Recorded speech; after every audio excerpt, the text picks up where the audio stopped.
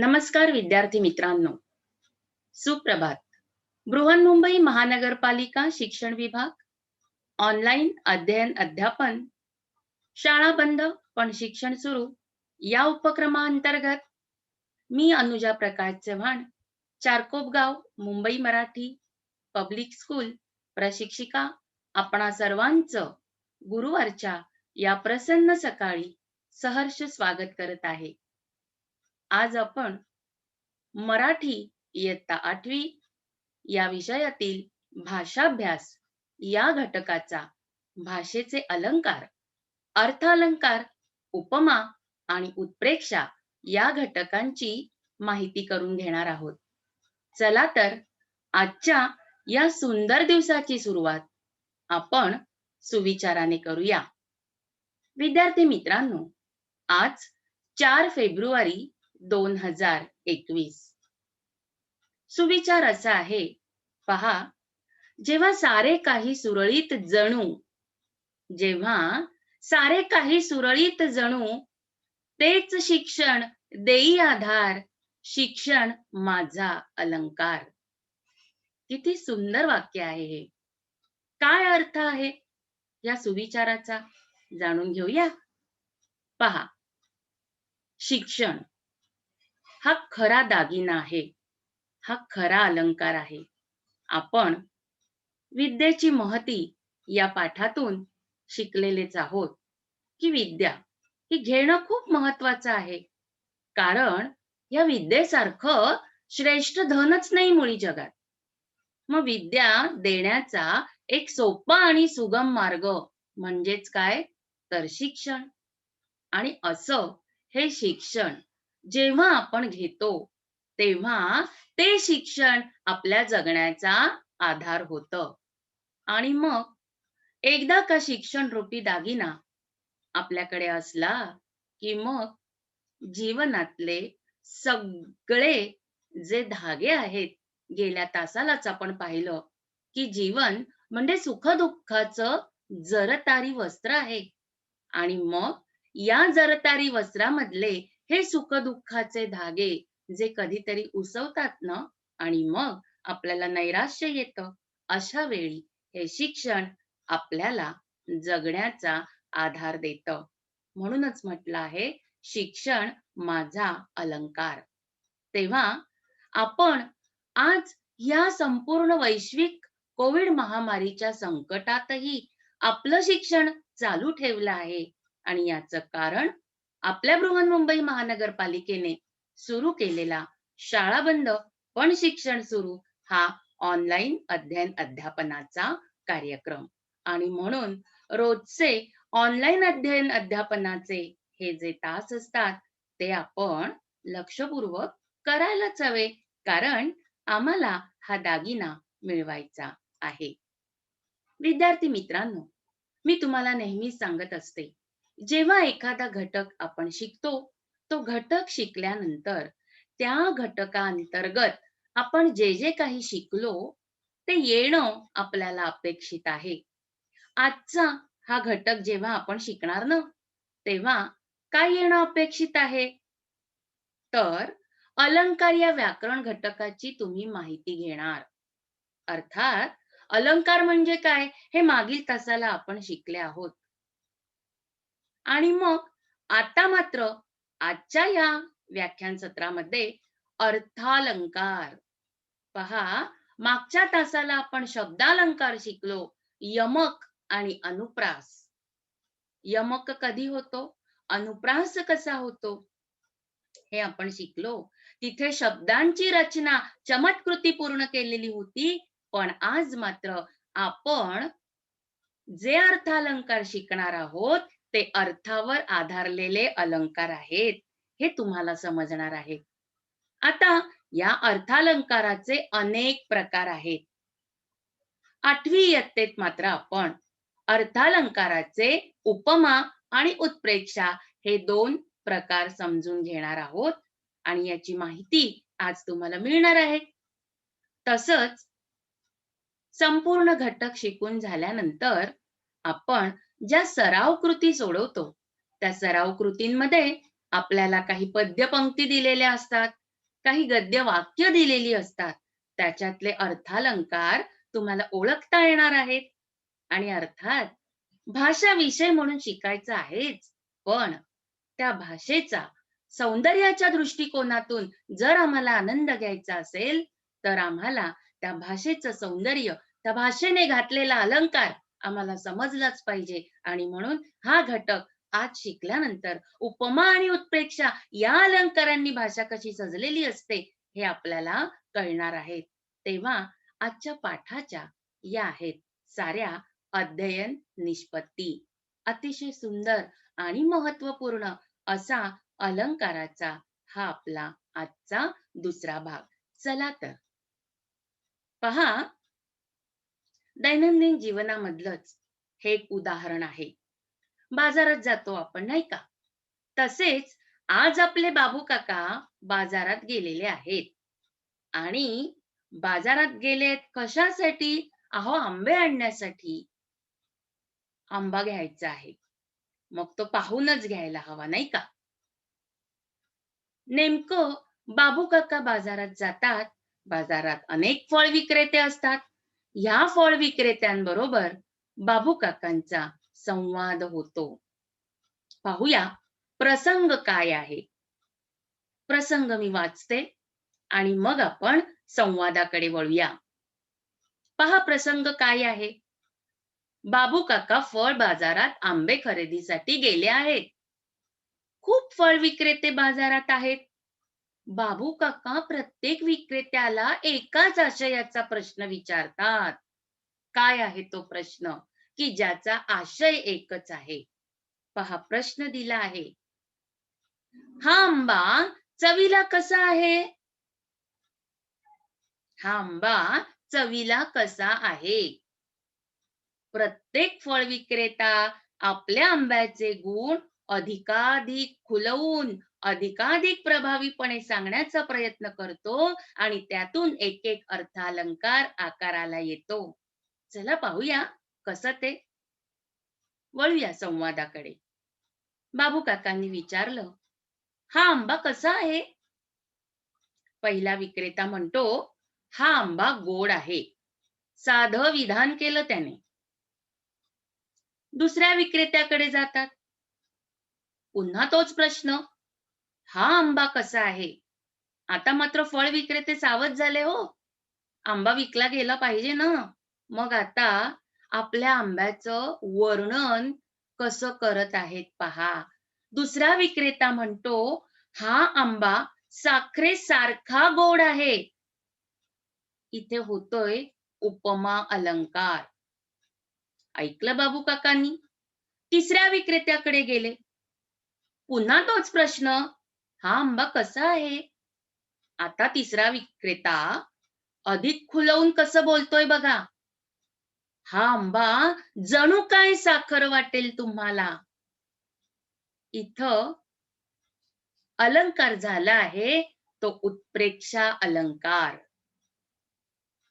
चौथ्या विक्रेत्याकडे जातात. तो बोलून घेतोय बाबू काकांना, कारण त्याला वाटतं त्याचे आंबे संपले पाहिजेत. काय म्हणतोय तो? इकडे या ना काका. आमच्याकडचा आंबा प्रत्यक्ष साखरच. वेगळं करताच येणार नाही आंब्याला आणि साखरेला. इतका गोड आहे. अलंकार रूपक. ऐकलं बाबू काकांनी. चला म्हणाले अजून फिरूया. पाचव्या विक्रेत्याकडे गेले. पाचवा विक्रेता काय म्हणतोय पहा. बाबूजी इकडे या. अहो, हा आंबा नाही साखर आहे साखर. अपन्नृती अलंकार झाला. बाबू काका आणखीन थोडं पुढे गेले. सहावा विक्रेता म्हणतो, अहो काका पहा ना, आमचा आंबा साखरेपेक्षा गोड आहे. आधिक्य आंब्याच्या गोडीचं साखरेपेक्षा आधिक्य. गोडी वाढलीये. अलंकार कुठला झाला? व्यतिरेक अलंकार झाला.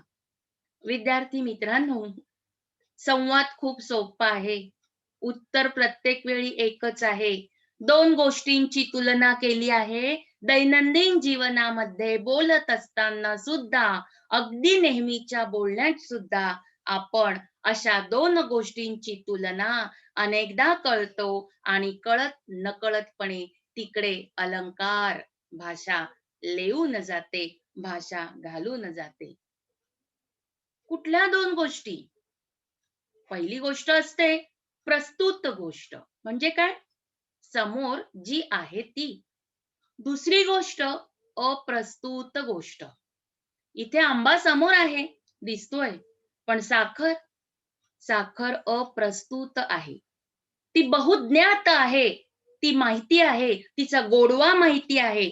त्यामुळे अप्रस्तुत विषय म्हणजे समोर नसलेला पण बहुज्ञात असलेला, आपल्याला माहित असलेला विषय. अर्थात ह्या दोन विषयांची, या दोन गोष्टींची तुलना आपण करत असतो, ती म्हणजे प्रस्तुत गोष्ट म्हणजे समोर प्रत्यक्ष असलेली, आणि तिची तुलना ज्या गोष्टीशी आपण करतो ती अप्रस्तुत गोष्ट. मग ही तुलना कशा कशामध्ये होते? त्यांच्यातल्या साम्यपणामध्ये म्हणजे सारखेपणामध्ये होते, त्यांच्यातला भेद, त्यांच्यातली विषमता, त्यांच्यातला विरोध, अनेक गोष्टींमध्ये आपण तुलना करत असतो. आणि ही तुलना त्या भाषेतलं सौंदर्य जाणून घेण्यासाठी असते. या संवादामध्ये आपण तीन गोष्टी गृहीत धरल्या. ऐका हं लक्षपूर्वक. काय म्हणाले मी? या संवादामध्ये आपण तीन गोष्टी गृहीत धरल्या. पहिली गोष्ट काय? साखर गोड असते. बहुज्ञात, अप्रस्तुत विषय.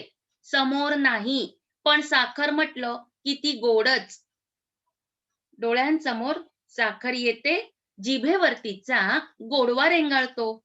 त्यामुळे अप्रस्तुत विषय आहे. आंब्याची तुलना साखरेशी करतो आहे आणि म्हणून पहिली गोष्ट साखर गोड आहे, हे सर्वांना ज्ञात आहे, हे सर्वांना माहीत आहे. पुढे काय होते? बाबूरावांनी प्रत्येकाला एकच प्रश्न विचारला. पहा, प्रश्न कुठला? हा आंबा कसा आहे? लक्षात येते? फक्त पहिला विक्रेता सोडला तर बाकी सगळ्यांनी आंब्याची तुलना साखरेबरोबर केलेली आहे. पहिल्या विक्रेत्याने अगदी सहज सांगितलं, हा आंबा गोड आहे.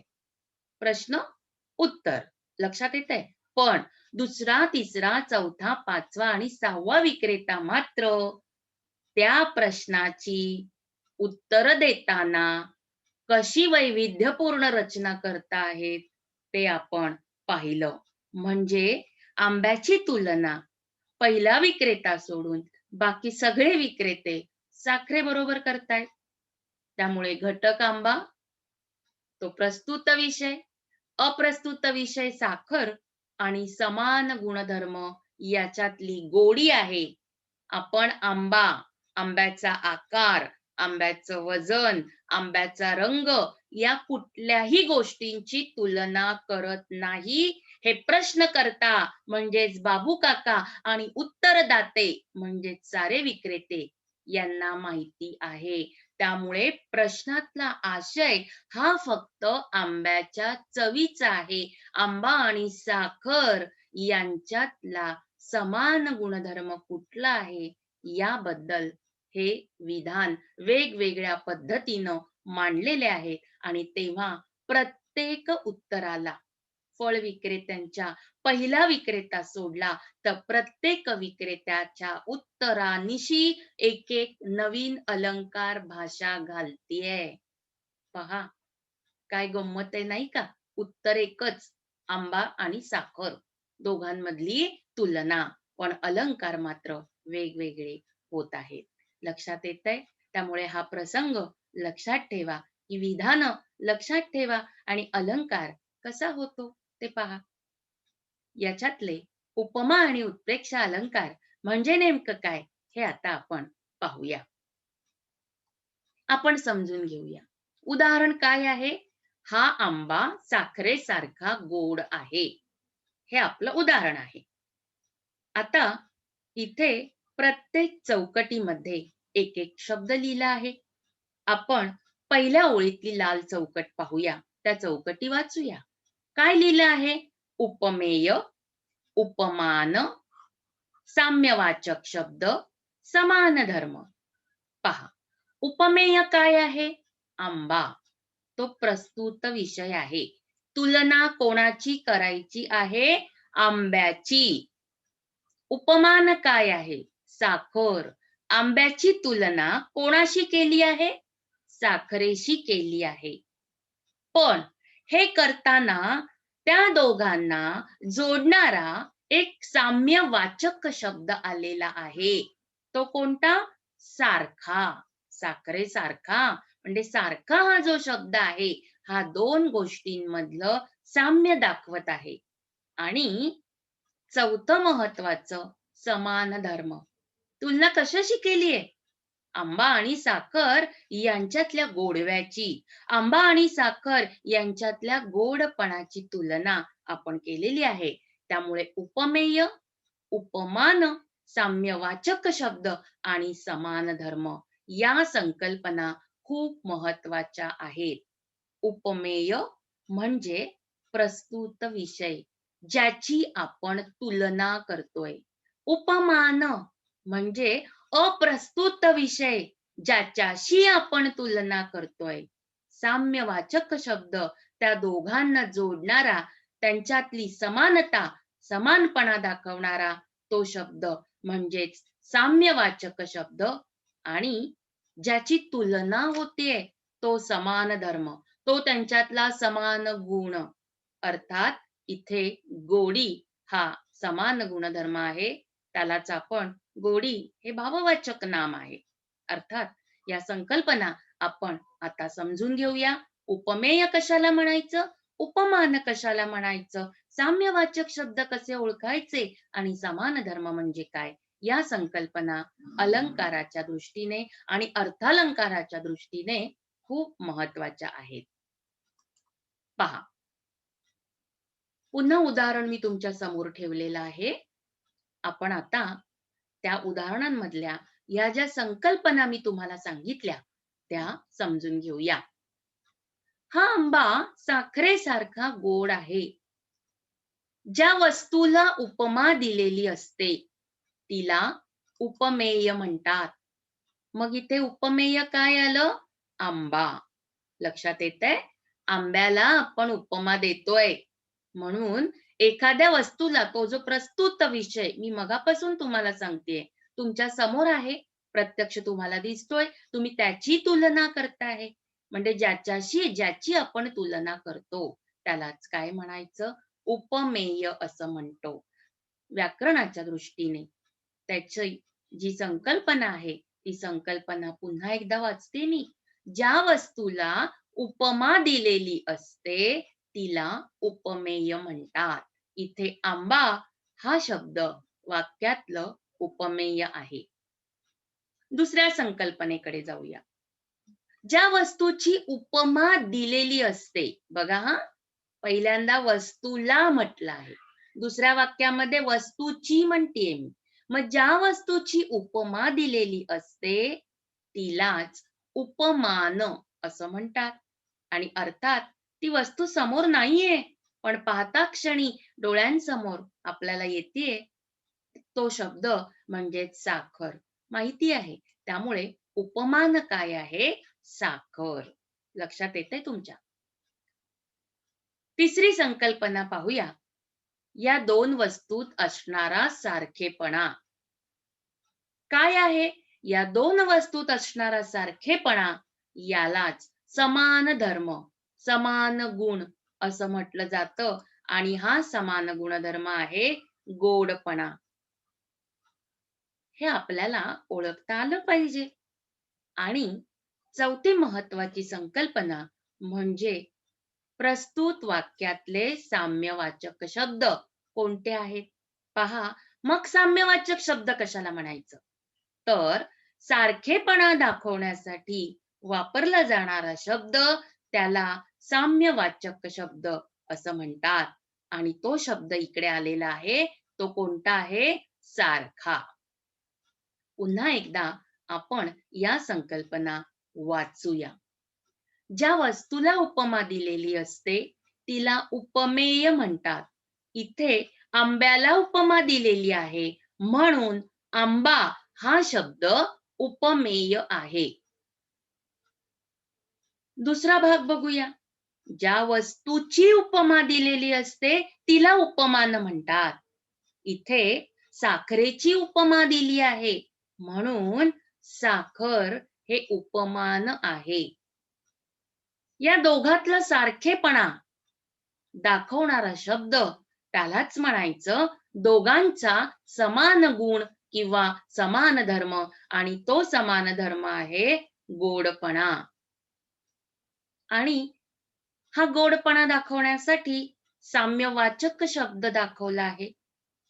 त्यालाच आपण सारखेपणा दाखवण्यासाठी वापरला जाणारा शब्द असं म्हणतो, आणि तो शब्द आहे सारखा.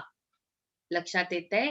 हे झालं या उदाहरणापुरतं आणि या उदाहरणातल्या या साऱ्या संकल्पना.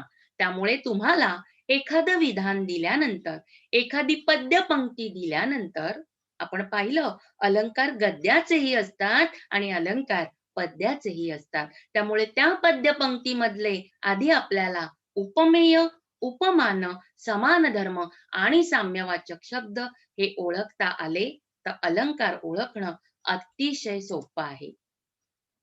आता अधिक स्पष्ट होईल. दोन भाग आपण केलेले आहेत वाक्याचे, उपमेय आणि उपमान. आताच आपण पाहिलं. पुन्हा एकदा दृढीकरण करण्याच्या दृष्टीने आपण समजून घेऊया. ज्याची तुलना करायची ते उपमेय, आणि इथे आंबा हे उपमेय आहे. ज्याची तुलना करायची ते उपमेय, आंबा हे उपमेय. ज्याच्याशी तुलना करायची ते, अर्थात त्यालाच म्हणतो आपण उपमान. या ग्लासमध्ये ही जी आहे ती साखर आहे म्हणून साखर हा शब्द इथे उपमान आहे. ज्या गुणाबाबत तुलना केली जाते तो आला समान गुणधर्म, त्यालाच आपण गोडपणा. त्यामुळे इथे गोडपणा हा दोघांमधला समान गुणधर्म आहे. आणि ज्या शब्दाने समान गुणधर्म व्यक्त होतो त्याला म्हणायचं साम्यवाचक किंवा साधर्म्यवाचक शब्द. लक्षात येतंय? साम्यवाचकही असं म्हणतात, साधर्म्यवाचकही म्हटलं जातं. त्यामुळे या वाक्यातला साधर्म्यवाचक शब्द आहे सारखा. तुम्हाला आवश्यक वाटत असल्यास याचा स्क्रीनशॉट काढून ठेवा, म्हणजे समजण्याच्या दृष्टीने आपल्याला सोपं जाईल. मला वाटतं उपमेय, उपमान, समान गुणधर्म आणि साधर्म्यवाचक शब्द या संकल्पना आता तुम्हाला नक्कीच कळल्या असतील. विद्यार्थी मित्रांनो, भाषेतल्या अर्थालंकाराच्या दृष्टीने आपल्याला या संकल्पना समजून घेणं खूप महत्वाचं आहे. कारण अर्थालंकार म्हणजेच अर्थाच्या आधारावर असलेले अलंकार. जसे शब्दालंकार म्हणजे शब्दांच्या चमत्कृतीपूर्ण रचनेतून झालेला अलंकार, तसा अर्थालंकार म्हणजे अर्थाच्या आधारावर झालेला अलंकार. त्यामुळे या संकल्पना अर्थालंकाराच्या दृष्टीने खूप महत्वाच्या ठरतात. पाहूया पुढच्या उदाहरणाकडे. उपमा अलंकाराची आता वैशिष्ट्य काय आहे? उदाहरणं पाहिली, व्याख्या पाहिली. व्याख्या तयार कशी करायची ते आता आपण पाहूया. व्याख्या तयार करताना अलंकाराची वैशिष्ट्य समजून घेणं खूप महत्वाचं आहे. उपमा अलंकाराचं पहिलं वैशिष्ट्य आहे की उपमेय आणि उपमान यांच्यात साम्य असते, यांच्यात सारखेपणा असतो. लक्षात आलं? उपमेय म्हणजे ज्याची तुलना करायची ते, उपमान ज्याच्याशी तुलना करायची ते. त्या दोघांमध्ये साम्य असतं, सारखेपणा असतो. लक्षात येते? हे आलं उपमा अलंकाराचं पहिलं वैशिष्ट्य. आता हा सारखेपणा दाखवणारे मग शब्द कुठले? कोणते कोणते शब्द वापरले जातात हे शब्द माहिती असले पाहिजेत. कारण हे शब्द माहिती असतील तेव्हाच आपल्याला तो अलंकार कोणता आहे ते ओळखता येणार आहे. मग साम्य दाखवण्यासाठी सम पहा, समान, सारखा, प्रमाणे, परी, गत इत्यादी साम्यवाचक शब्द वापरले जातात. पहा हं, हे दुसरं वैशिष्ट्य आहे. हे शब्द लक्षात ठेवायचे आहेत. जेव्हा दिलेल्या वाक्यातील किंवा पद्यपंक्तीतील अलंकार ओळखा, अशी कृती आपल्याला विचारली जाते, तेव्हा त्या कृतीमध्ये असे शब्द आपल्याला दिसतायत का? आपली नजर अशी बारीक झाली पाहिजे, तीक्ष्ण झाली पाहिजे, समजलं पाहिजे, त्या डोळ्यांना सवय लागली पाहिजे. असे शब्द तिकडे दिसतायत का ते पाहण्याची. ते शब्द कोणते? सम, समान, सारखा, प्रमाणे, परी, गत हे शब्द जेव्हा त्या वाक्यामध्ये तुम्हाला दिसतील, त्या पद्यपंक्तीमध्ये, त्या कवितेच्या ओळीमध्ये तुम्हाला दिसतील, तेव्हा ओळखायचं की हा उपमा अलंकार आहे. कारण हे जे शब्द आहेत, हे साम्य दाखवणारे शब्द आहे. आपण म्हणतो ना, तुझ्यासारखंच बघ मी आज कानातलं घातलंय. आज मी तुझ्यासारखाच फ्रॉक घातला. म्हणजे आपण तिचं फ्रॉक, तुझं फ्रॉक या 2 गोष्टींची तुलना करतोय. त्या सारखेपणाची तुलना करतोय. लक्षात येतंय तुमच्या? हं? त्यामुळे उपमा अलंकाराची ही वैशिष्ट्य आपण लक्षात ठेवायची. एकतर उपमेय आणि उपमान यांच्यामध्ये साम्य असतं आणि साम्य दाखवण्यासाठी सम, समान, सारखा, प्रमाणे, परी आणि गत या शब्दांचा उपयोग केला जातो.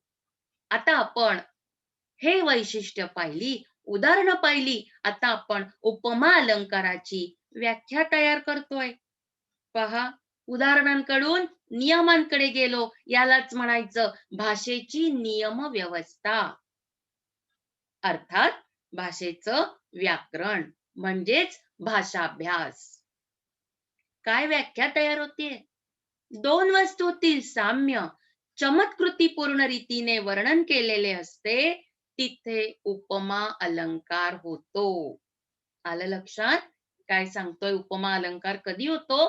तर 2 गोष्टींमधलं साम्य चमत्कृतीपूर्ण रीतीने वर्णन केलं जातं, तेव्हा त्या उपमाला, त्या अलंकाराला उपमा अलंकार असं म्हटलं जातं. विद्यार्थी मित्रांनो, आतापर्यंतच्या या विवेचनावरून उपमा अलंकार म्हणजे काय? त्याची वैशिष्ट्ये कोणती? उपमा अलंकार ओळखण्यासाठी खूण कोणती आहे? आणि त्या अनुषंगाने उपमेय, उपमान, साम्यवाचक शब्द आणि समान धर्म या साऱ्या संकल्पना आपण समजून घेतलेल्या आहेत. चला तर पुढे जाऊया. आता हे विधान काळजीपूर्वक वाचूया पहा. आपण समजून घेऊया. काय आहे उदाहरण? पुन्हा मी एकच उदाहरण घेतलं आहे, कारण आपला प्रसंग आणि त्या प्रसंगामध्ये प्रत्येक फळ विक्रेत्याने आंबा आणि साखर याबाबत केलेलं विधान काय आहे? पहा, दुसरा फळ विक्रेता म्हणतोय, हा आंबा म्हणजे जणू साखरच. छे छे, वेगळं करताच येत नाहीये. आंबा म्हणजे जणू साखरच. पहा, प्रस्तुत वाक्यातील उपमेय आपण आधी पाहूया. कोणाची तुलना केली आहे? उत्तर काय मिळतंय? आंब्याची तुलना केली आहे. त्यामुळे प्रस्तुत वाक्यातील उपमेय काय आहे? आंबा. लक्षात आलं? मग पुढचा प्रश्न येतोय, प्रस्तुत वाक्यातील उपमान कोणता आहे? प्रश्न विचारा स्वतःला. म्हणजेच तुम्हाला त्या प्रश्नांची, त्या संकल्पनांची उत्तरं सापडतील. विचारा प्रश्न, कोणाची तुलना? कोणाची केली आहे? तिथे उत्तर मिळतं उपमेय. ते उपमेय आंबा. कशाशी केली आहे आंब्याची तुलना? त्यालाच म्हणायचं उपमान. आंब्याची तुलना केली आहे साखरेची, म्हणून या वाक्यातील उपमान आहे साखर. प्रस्तुत वाक्यातील समान धर्म. इथं सुद्धा तसंच आहे. वाक्य वेगळं आहे, समान धर्म तोच आहे. तो म्हणजे गोडपणा. म्हणजे आंबा आणि साखर यांच्यातल्या चवीचं हे वर्णन आहे, यांच्यातल्या चवीची ही तुलना आहे. त्यामुळे समान धर्म दोघांमधला एकच आहे, तो म्हणजे गोडपणा. पण इथे मात्र तो गोडपणा, तो समान धर्म, ते साधर्म्य दाखवण्यासाठी वेगळा शब्द वापरला आहे. तो साम्यवाचक शब्द या वाक्यामधला कोणता आहे? जणू. आधीच्या वाक्यामध्ये सारखा, हा आंबा साखरेसारखा गोड आहे. इथे मात्र आपण म्हणतोय हा आंबा म्हणजे जणू साखरच, म्हणजे आंबा आणि साखर यांच्यातला समान धर्म दाखवण्यासाठी जो साधर्म्यवाचक किंवा साम्यवाचक शब्द दाखवला आहे, तो शब्द आहे जणू. पुन्हा एकदा वाचूया. प्रस्तुत वाक्यातील उपमेय आंबा, प्रस्तुत वाक्यातील उपमान साखर, प्रस्तुत वाक्यातील समान धर्म गोडपणा, पण प्रस्तुत वाक्यातील साम्यवाचक शब्द आला जणू. इथे मात्र आता आपण दुसऱ्या अलंकाराकडे वळतोय. उदाहरण पाहिलं. आता आपण हा अलंकार कोणता आहे ते पाहूया. विद्यार्थी मित्रांनो, या वाक्यातला अलंकार होता उत्प्रेक्षा अलंकार. कसा ओळखायचा उत्प्रेक्षा अलंकार? इथे पहिलं वैशिष्ट्य आहे त्या उत्प्रेक्षा अलंकाराचं, ते म्हणजे उपमेय हे जणू उपमानच असते. आंबा साखरच आहे. आंबा म्हणजे साखर दोन भिन्न गोष्टी आहेत, पण त्या वेगळ्या काढता येत नाही. आंबा साखरेसारखा गोड आहे असं म्हणताना उपमा होतो, पण इथे उपमा अलंकार होतो. इथे मात्र उपमेय तो आंबा म्हणजे साखरच आहे. लक्षात येतंय? मग या अलंकारामध्ये जणू काय? जणू जेवी, गमे, भासे, वाटे, की, जसे, तसे हे शब्द येतात. लक्षात येतंय? उत्प्रेक्षा अलंकाराची वैशिष्ट्य आपण पाहिलं. उपमा, उपमेय हे जणू उपमानच असतं आणि या अलंकारामध्ये जे साम्यवाचक शब्द वापरले जातात ते शब्द म्हणजे जणू काय, जणू, जेवी, गमे, भासे, वाटे, की, जसे आणि तसे. लक्षात ठेवा आणि स्क्रीनशॉट काढून घ्या.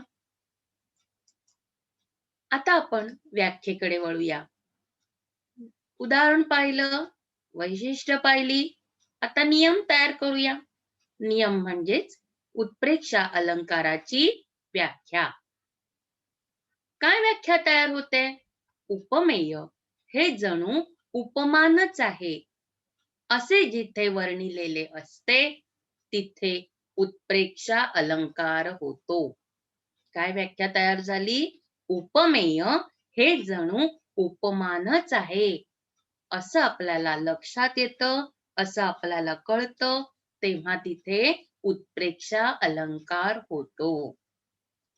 विद्यार्थी मित्रांनो, अशा पद्धतीने उपमा अलंकार कधी होतो हे पाहिलं. उत्प्रेक्षा अलंकार कधी होतो हेही पाहिलं. त्याची वैशिष्ट्य पाहिली. एकच उदाहरण घेऊन तुम्हाला ते समजावून सांगितलं. आता तुम्ही ह्या तक्त्यामध्ये काही वाक्य दिलेली आहेत. कृती आहे, उत्तरं मी दिलेलीच आहेत. मी जसं वाचते तसं तुम्ही वाचायचं आहे. आणि हा तक्ता तुम्हाला मी पूर्ण करून दिलेला आहे, कारण तुमच्यासाठी हे नवीन आहे. पहा, ह्या तक्त्यामध्ये 4 उभे स्तंभ आहेत. पहिल्या स्तंभामध्ये वाक्य दिली आहेत. दुसऱ्या स्तंभामध्ये त्या वाक्यातलं उपमेय काय आहे ते ओळखायचं आहे. अर्थात ते तिथे दिलेलंच आहे.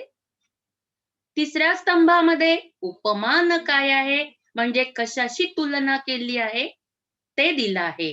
आणि चौथ्या स्तंभामध्ये साम्यवाचक शब्द दिलेले आहेत.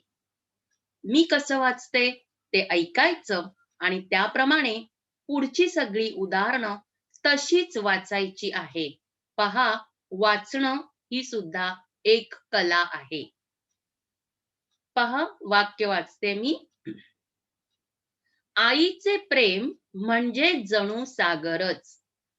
उपमेय आईचे प्रेम, उपमान सागर, साम्यवाचक शब्द जणू.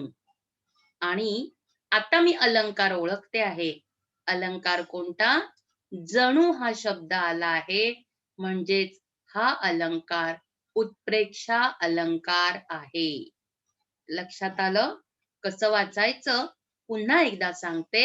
पहा, आईचे प्रेम म्हणजे जणू सागरच. उपमेय आईचे प्रेम, उपमान सागर, साम्यवाचक शब्द जणू, अलंकार उत्प्रेक्षा. या पद्धतीने तुम्ही वाचायचं आहे. चला तर करूया का सुरुवात वाचायला? पहा, दुसरं वाक्य कोण वाचतंय? सुरुवात करायची आहे. ओके यशश्री, हात वर केलेलास? येस यशश्री, वाच. आभाळागत माया तुझी आम्हावरी राहू दे. उपमेय देवाची माया, उपमान आभाळ, साम्यवाचक शब्द नग. नाही, कसं वाचलं? गत. गत. व्हेरी गुड, खूप छान वाचलं, शाबास. मग आता मला सांगा, इथे कोणता अलंकार आहे? गत आला आहे शब्द. साम्यवाचक शब्द ही अलंकार ओळखण्याची खूण आहे. जणू, गत हे शब्द कुठला अलंकार सांगतात? पहा, पहा इकडे दिले आहे. अलंकार. हा, अगदी बरोबर. हा अलंकार कुठला? उत्प्रेक्षा अलंकार. कारण इथे गत, देवाच्या मायेची तुलना आभाळाशी केलेली आहे. ती करताना त्याच्यातला साम्यवाचक शब्द गत हा आहे. त्यामुळे हा अलंकार उत्प्रेक्षा अलंकार आहे. चला त्याच्या पुढचं वाचूया. लवकर वाचा. वाक्य, त्याच्या अक्षर मोत्यासारखे सुंदर आहे. उपमेय, त्याचे अक्षर उपमानवती, साम्यवाचक शब्द सारखे. आणि अलंकार कोणता? उपमा. व्हेरी गुड, खूप छान. नाव काय तुझं? नाव सांग बरं. नाव काय? ओके, खूप सुंदर वाचलं. पहा वाक्य काय आहे? त्याचे अक्षर मोत्यासारखे सुंदर आहे. अक्षराची तुलना केली आहे त्याच्या, त्यामुळे उपमेय त्याचे अक्षर, उपमान कोणाशी केलीये? मोत्याशी केलीये. साम्य कुठलं आहे त्याच्यातलं? तो सुंदरपणा, ते वळणदारपण, त्या मोत्याची चमक. लक्षात येतंय? म्हणजे इथे साम्यवाचक शब्द काय आहे? सारखे. आणि उपमा, अलंकार कुठला आला? उपमा. अगदी बरोबर. चला पुढचं वाक्य, चौथं वाक्य वाचा लवकर. चौथं वाक्य. तिचे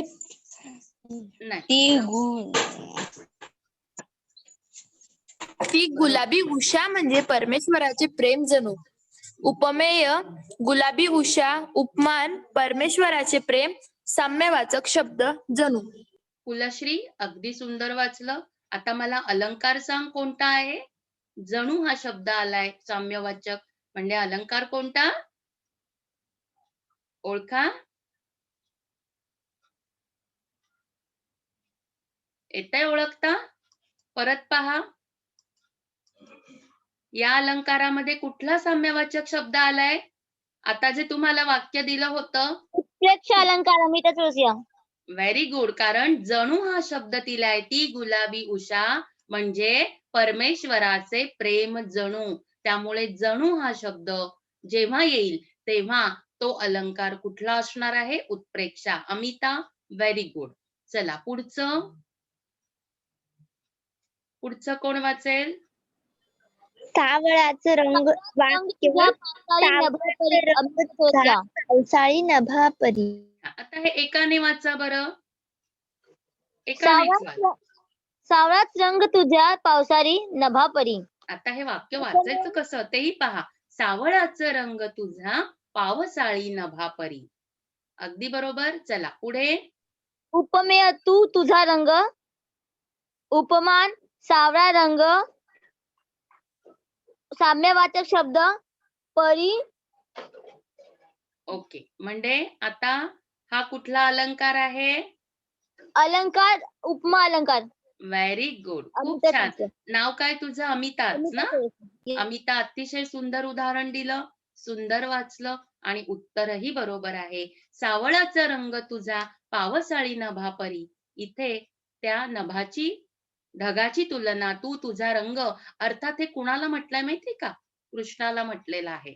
तू तुझा रंग, त्यामुळे तो कृष्णा तुझा रंग कसा? उपमा सावळा रंग, त्या नभापरी, पावसाळ्यातल्या नभापरी. म्हणून पावसाळ्यात दाटून आलेल्या मेघांना आपण कृष्ण मेघ असं सुद्धा म्हणतो.